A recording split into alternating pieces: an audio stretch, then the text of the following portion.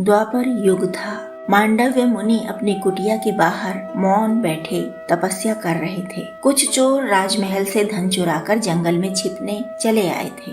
राजा के सैनिक उनका पीछा कर रहे थे। चोरों ने देखा कुटिया खाली है। बाहर आंख मूंद कर बैठा यह तपस्वी उनको देख नहीं पाएगा, तो क्यों न इस कुटिया में छिप जाएं? राजा के सैनिक जब दूर निकल जाएंगे तब विपरीत दिशा को हम धन लेकर चले जाएंगे। ऐसा सोचकर वे सब चोर कुटिया में छुप गए। राजा के सैनिक आए। उन्होंने मुनि मांडव्य से पूछा कि इधर कुछ लोग आए क्या? मुनि का तो मौन व्रत था, इसलिए वे कुछ नहीं बोले। उन्होंने किसी को देखा होता तो संकेत कर सकते थे, लेकिन तपस्या में आंखें बंद थी, दिखता कैसे? राजा के सैनिक कुटिया में घुसे। उन्हें चोर भी मिल गए और धन भी। उन्होंने चोरों के साथ ही मांडव्य मुनि को भी बंदी बना लिया और सबको लेकर राजमहल पहुँचे। राजा ने बड़ी लापरवाही के साथ सबको सूली पर चढ़ाने का आदेश दे दिया। यदि राजा ध्यान से उन सबको देखता तो अंतर समझता।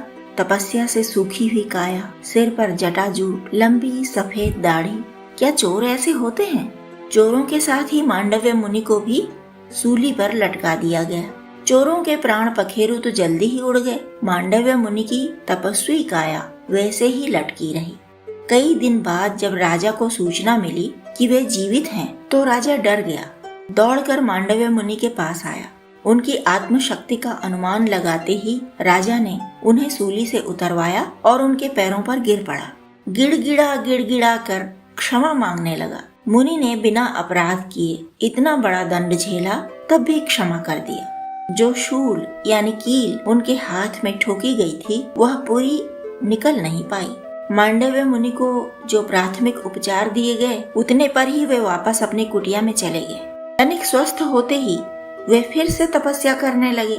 लोहे का एक अंश देह के भीतर रह गया हो तो वह मृत्यु को भी निकट ले आता है।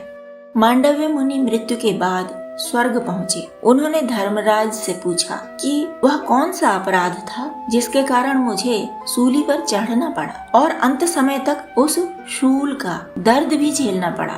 धर्मराज ने कहा, तुम बचपन में कीड़ों को तिनकों से, सींकों से छेड़ा करते थे, उन्हें भी इसी तरह कष्ट होता था। मांडव्य मुनि बहुत बड़े तपस्वी थे। धर्म अधर्म का गूढ़ विवेक तो रखते ही थे, उनके पास सिद्ध वाणी भी थी। उन्होंने समझा कि धर्मराज को बाल बुद्धि की समझ बढ़ानी चाहिए, मनुष्य के कष्ट को समझना होगा।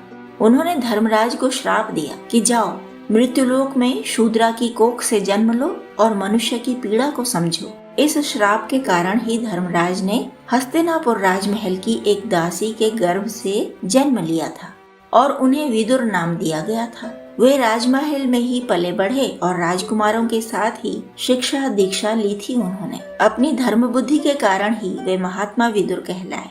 उधर मांडव्य मुनि ने व्यवस्था में बदलाव को बहुत आवश्यक समझा। स्वर्ग के दंड विधान में सुधार के लिए उन्होंने नियम बनाया कि 14 वर्ष तक के बालक को वयस्कों की तरह दंडित न किया जाए, क्योंकि बालक पाप पुण्य धर्म अधर्म को भली प्रकार से नहीं समझ पाता। वह अपनी सहज जिज्ञासा से कुछ भी करता चला जाता है। मांडव्य मुनि की इस स्थापना को सम्मान मिला।